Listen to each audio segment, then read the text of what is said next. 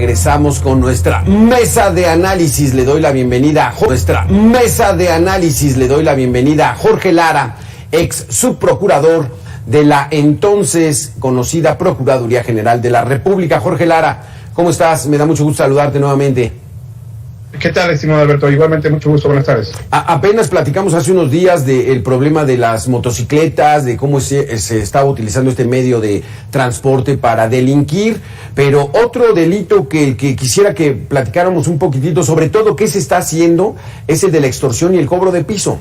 Jorge, las bandas criminales que transportan droga se fueron estableciendo en diferentes lugares y coparon esos territorios. Pero cuando no hay pase de drogas, de mercancía hacia los Estados Unidos, pues estaban de ociosos y empezaron a secuestrar. Y ya de ahí, entonces, los empezaron a parar y dijeron, bueno, vamos a vender seguridad. Y entonces ese es el famoso cobro de piso. ¿Qué están haciendo las autoridades? ¿Cómo va avanzando sobre este tema, Jorge? Bueno, en primer lugar, pues desde luego tienes razón. Esta actividad ha sido una derivación, una actividad adicional de los grupos del crimen organizado. Sin embargo, hay que decirlo, el delito de extorsión no es un delito que esté contemplado por la ley como de delincuencia organizada. Existen varias propuestas que hemos impulsado incluso en el Congreso de la Unión para que se le dé el tratamiento de delito de la delincuencia organizada como el de secuestro o como el de narcotráfico o como el de pornografía infantil, etcétera. Pero no se ha aprobado este cambio legislativo, que sería muy importante porque se necesita aplicar por parte de las autoridades un esquema de inteligencia distinto al de la delincuencia común. Entonces, en pocas palabras, estamos en delincuencia común y eso limita mucho el espectro para el combate de este delito, que además tiene varias derivaciones. No es el cobro de piso, pero también es la extorsión telefónica, también es la venta de protección en algunos lugares, etcétera. Sí, entonces no está considerado como delito del crimen organizado. Esto sí es grave, Jorge, porque pues lo tratan como un delito común y no lo es. O sea, vemos las imágenes en los reclusorios, cómo tienen todos los teléfonos los reos y cómo están, como si estuvieran en un call center hablando todo el día y con listas telefónicas de teléfonos vigentes y tratando de engañar a la gente. Si eso no es crimen organizado, pues ¿qué es, Jorge? Tienes toda la razón y justamente por eso es que hemos hecho esta propuesta, ¿sí? Porque la ventaja o la circunstancia para poder investigar de mejor manera, por ejemplo, con intervención de comunicaciones telefónicas o mensajería electrónica, por ejemplo, la utilización de testigos colaboradores o la infiltración de agentes de investigación dentro de los grupos, dentro de los penales o con los halcones, etcétera, se puede hacer y se hace de manera mucho más fácil si estuviese contemplado en el paraguas de delincuencia organizada. Como tú bien dices, extrañamente no se ha aprobado por parte del Senado esta propuesta y yo creo que es muy urgente. Otro tipo de propuestas que también y de acciones que hay que realizar es que, por ejemplo, muchas de estas extorsiones, lo sabemos todos porque muchos las hemos padecido, o por lo menos los intentos, son de depositar en distintas cuentas, ¿verdad? Hoy en día está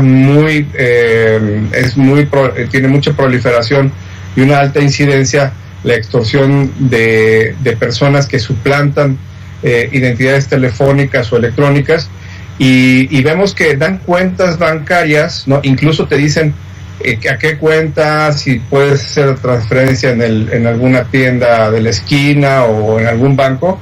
Y extrañamente la autoridad financiera, en este caso la unidad de inteligencia financiera, pues no hace absolutamente nada y los bancos tampoco hacen nada. Aquí también vemos que hace falta mucha mayor presencia parte de las autoridades. Porque además son muy precisos en estas extorsiones telefónicas. Saben que un familiar vive en Estados Unidos Y entonces de repente le llaman y oye, aquí fíjate que le pasó un accidente. Y entonces pues la gente luego cree que es verdad, ¿no? Que depositen dinero y caen. Jorge Lara, permíteme que le demos la bienvenida a Javier Oliva, profesor investigador de la Universidad Nacional Autónoma de México. Javier, ¿qué tal? ¿Cómo estás? ¿Qué tal? ¿Cómo te va? Muchas gracias por la invitación, señor ex procurador. ¿Cómo le va? Buenas tardes. ¿Qué tal, querido Javier? Buenas tardes. Es tarde de viernes, estamos entre amigos. Y entonces así vamos a tratar de encontrar, Javier, la gente, estamos hablando de las extorsiones telefónicas.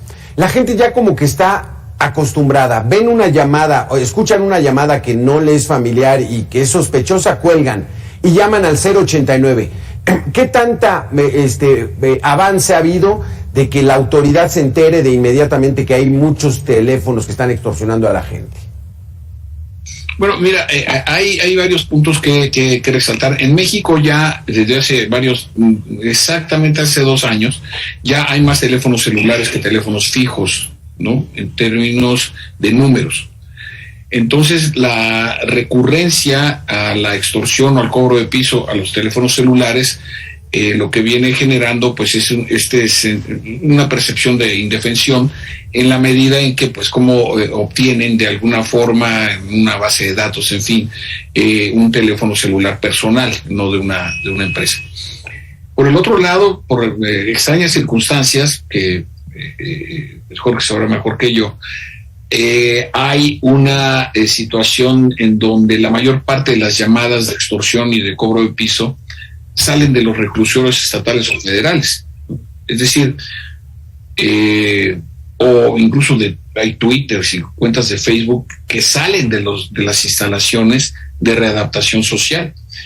Esto en cualquier país con una mediana estructura de impartición de justicia, de control a la impunidad y la corrupción, jamás pasaría. Entonces aquí el punto, por ejemplo, se quejan mucho los vecinos que cuando ponen inhibidores de señales en el entorno de los reclusorios, le afecta la calidad de recepción de internet y de telefonía a las colonias adyacentes, ¿no? Aquí el tema es que no podría entrar ningún teléfono celular a estos centros de readaptación.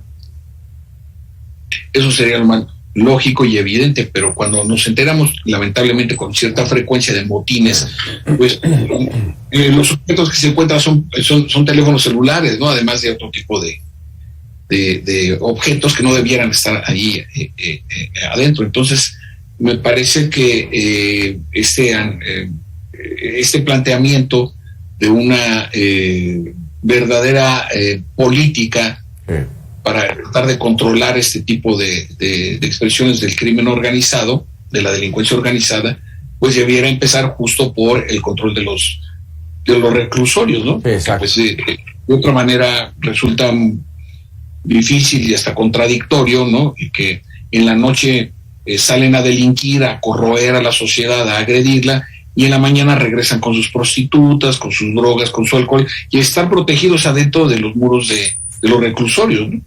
No me digas, Javier, porque aquí hay 2 puntos fundamentales, Javier y Jorge. Por un lado, se supone que están en rehabilitación, que están pagando una condena y pueden tener sus celulares, organizar. Y por otro lado, ¿cómo consiguen esas listas de teléfonos vigentes? Listas que funcionan y además muchos con mucha información de esos teléfonos. O sea, esto es verdaderamente un crimen súper organizado, Jorge Lara. Totalmente, y tiene varios tramos. Tiene el tramo de la disposición de datos personales, con estas listas de usuarios. Ya incluso se han sofisticado y ahora ya tienen la tecnología para poder duplicar o clonar cuentas de WhatsApp, cuentas de otros de servicios de mensajería, incluso en territorio nacional o en territorio extranjero. Pero yo no dejo de poner el dedo en la llaga en el sentido de quién está abriendo las cuentas bancarias, ¿verdad?, que se están utilizando para destinar los depósitos de todas las personas que caen en este tipo de extorsiones. Sí, es un asunto complejo y bueno, claro, pues se destaca de nueva cuenta la problemática de que no hay instrumentos de investigación adecuados que pasan por lo que señaló Javier de poner una mayor gobernanza en los centros de reclusión. Hace unos días también nos enteramos que la Suprema Corte ha declarado inconstitucional el padrón de usuarios de telefonía, que es el segundo intento fallido que tienen los gobiernos. Ya lo había intentado el gobierno del presidente Calderón, ahora lo intentó el gobierno del presidente López Obrador, de intentar poner orden por lo menos en las identidades de los usuarios de las telefonías, de estos teléfonos que le llaman, pues que son de prepago, ¿verdad? Que son los que se utilizan para cometer estos delitos. Y bueno, pues la Corte ya dijo que por cuestiones de constitucionalidad esto no es posible. Entonces, pues sí, se está convirtiendo en toda una circunstancia. Pero insisto, como hemos platicado a propósito de otros delitos, falta un despliegue de inteligencia por parte de las autoridades que puedan salir al paso. Aquí ya es urgente una redefinición de los contextos de facultad de prevención y combate de las autoridades estatales, claro, contra las autoridades federales o junto con las autoridades federales en materia de delincuencia organizada.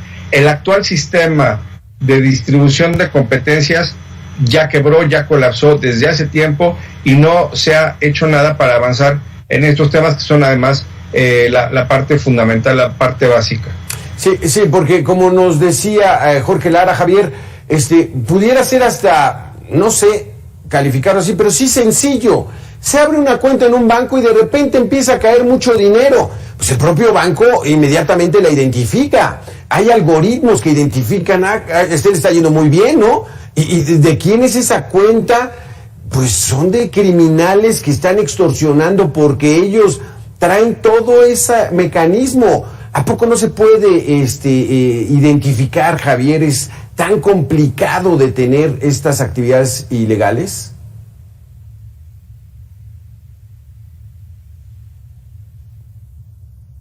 Yo no soy abogado, soy politólogo, pero y Jorge como abogado y conocedor experto en estos temas, existe lo que se llama el secreto bancario, ¿no? Y que es una cuestión que en algunos casos, como en el que tú bien señalas, Mario, pues tiene que ver con una condición favorable para la comisión de este tipo de delitos.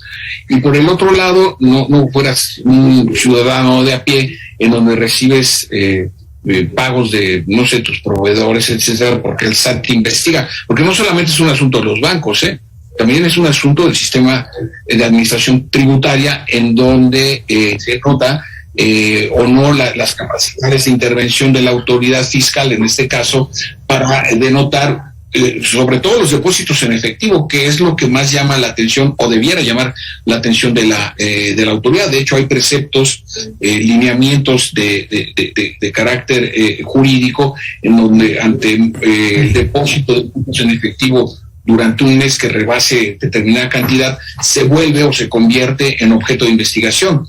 Entonces, aquí también la otra variable que hace falta en la ecuación son las capacidades del gobierno federal, del anterior o del que sigue. No se trata de especificar una administración en lo particular, pero también vemos ahí que hay un faltante relevante en lo que se refiere a las capacidades para analizar, porque todo esto se mueve en efectivo, ¿no? Es decir, claro, en moneda de curso común, y el dinero en efectivo pues siempre deja huella, ¿no? Si a nivel del manejo de los depósitos bancarios, en fin, las transferencias, etcétera, hay forma de seguirlo, pero como es información reservada por el banco, en el caso del dinero en efectivo, y es una metáfora, pero son cheques del Banco de México, ¿no? Entonces el banco emisor, claro que tiene todas las facultades para poder darle seguimiento en cómo se mueve ese dinero. Entonces, esto sin duda alguna, en la medida en que pues existen estas condiciones. Yo hace algún tiempo tuve la oportunidad de participar en un seminario de crimen organizado en Palermo, en la capital de Sicilia, en donde una de las explicaciones que nos daban es los comercios ponen a la entrada una calcomanía en donde dicen nosotros no pagamos, allá le llaman pizzo, ¿no? Nosotros no pagamos, digamos, extorsión, cómprenos a nosotros, porque hay otros negocios que sí pagan la extorsión, pero de alguna forma se convierten, y no sé, Jorge, si estarás de acuerdo conmigo, los negocios que aceptan formar parte de pagar la extorsión, de alguna manera son cadenas de complicidades, por miedo o por la razón que fuere, ¿no? Que también hay muchos negocios que pagan extorsión porque forman parte de una estructura de lavado de dinero. Claro. Entonces aquí lo importante, y yo lo aprendí caminando, con el privilegio que tengo de ser profesor de la UNAM, caminando y observando de cómo los comerciantes que hacían bien las cosas, que no estaban condividiendo las actividades del crimen organizado, sí te pedían que les compraras a ellos y no literalmente al negocio de al lado. Válgame. Sí, Jorge, porque eso es lo más grave de esta situación, esa cadena de complicidades, donde sería sencillo si hubiera buenos y malos, ¿no? Policías y ladrones. O sea, sabemos que los policías son los buenos y los ladrones son los malos, pero aquí cuando ya hay esas cadenas de complicidades, híjole, ¿cómo detenerlo, Jorge? ¿Qué hacer? Sí, en muchas ocasiones son precisamente cuestiones que, insisto, pasa por las facultades de las autoridades, pero también, como dicen por ahí, son cuestiones de diseño del sistema. Esta solución que nos ejemplifica Javier, pues nos habla de lo sencillo que puede ser, o con una medida muy sencilla, el enorme cambio que se puede dar en el contexto de la legalidad.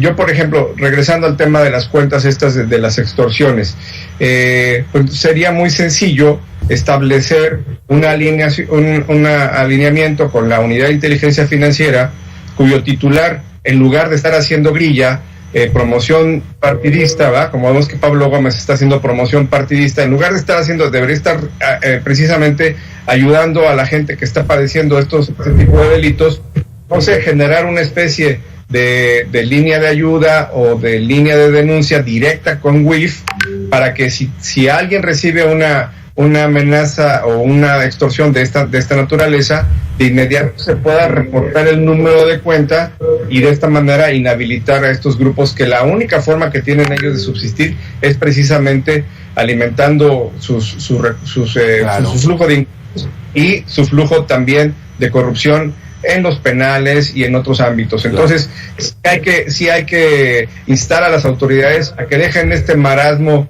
de no hacer nada y de que pues, se tomen soluciones en todos los tramos de la cadena criminal. Por último, se nos acaba el tiempo, Javier Oliva, pero no quiero dejar pasar esta oportunidad.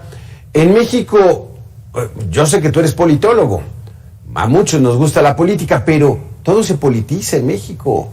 O sea, Pablo Gómez, ¿qué sabe de la Unidad de Inteligencia Financiera? No tiene experiencia en el sector de investigación, en el sector policíaco, y pues eso no nos lleva a nada halagador, ¿no?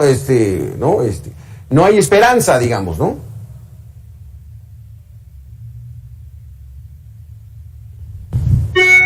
Tu audio, Javier. Ahí estás. Sí. Es que lo cierro para que no se dice. Sí, esta administración, como las anteriores, varios sexenios atrás, improvisan funcionarios. Sí. Y entonces la curva de aprendizaje es dilatada en temas tan complejos. A mí sí me parece que uno de los problemas que tenemos en las áreas, sobre todo de prevención del delito, tiene que ver con la improvisación, sí, con las ocurrencias, ¿no? Y esto, pues, evidentemente, para mí en política el recurso más importante, más que el dinero, es el tiempo, ¿no? Es decir, porque ese sí no se recupera. El dinero lo puedes recuperar de alguna u otra manera. Pero en el caso de lo que estamos viendo, pues nada más vean los directores del CISEN del año 2000 a la fecha.